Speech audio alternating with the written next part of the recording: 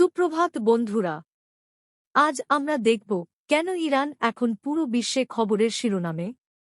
যুদ্ধ, বিক্ষোভ এবং আন্তর্জাতিক চাপ সবই একসাথে। চলুন বিস্তারিত জানি। ইরান বর্তমানে যুদ্ধের পরিস্থিতিতে রয়েছে। যুক্তরাষ্ট্র এবং ইসরায়েল ইরানের উপর বিমান ও ক্ষেপণাস্ত্র হামলা চালিয়েছে। এর ফলে অনেক সামরিক লক্ষ্য ধ্বংস হয়েছে এবং ইরানও প্রতিরোধ হিসেবে ড্রোন ও ক্ষেপণাস্ত্র হামলা চালাচ্ছে। এই সংঘাত মধ্যপ্রাচ্যের অন্যান্য দেশেও ছড়িয়ে পড়ছে, যেমন সৌদি আরব, সংযুক্ত আরব আমিরাত, কুয়েত। আয়াতুল্লাহ আলী খামেনি এবং অন্যান্য গুরুত্বপূর্ণ রাজনৈতিক নেতাদের ওপরও হামলার খবর এসেছে, যদিও সরকারি তথ্য ভিন্ন হতে পারে। ইরানের মানুষ অর্থনৈতিক ও সামাজিক কারণে বিক্ষোভ করছে।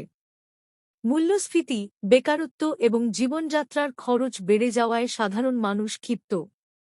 সরকারি বাহিনী এই বিক্ষোভ দমন করছে, যার ফলে নিরাপত্তা পরিস্থিতি আরও উত্তেজনাপূর্ণ। এছাড়া ধর্মীয় ও রাজনৈতিক অস্থিরতা দেশটিকে আরও ভেতরে ভেঙে দিচ্ছে। আন্তর্জাতিক কূটনৈতিক চাপ বৃদ্ধি পাচ্ছে, কারণ অনেক দেশ যুদ্ধ বন্ধ করার চেষ্টা করছে। সংক্ষেপে, ইরান এখন যুদ্ধ, বিক্ষোভ এবং অর্থনৈতিক চাপের মধ্যে রয়েছে। আন্তর্জাতিক সম্প্রদায় উদ্বিগ্ন এবং পরিস্থিতি দ্রুত পরিবর্তন হচ্ছে। আমরা আপডেট থাকব, তাই চ্যানেলটি সাবস্ক্রাইব করুন।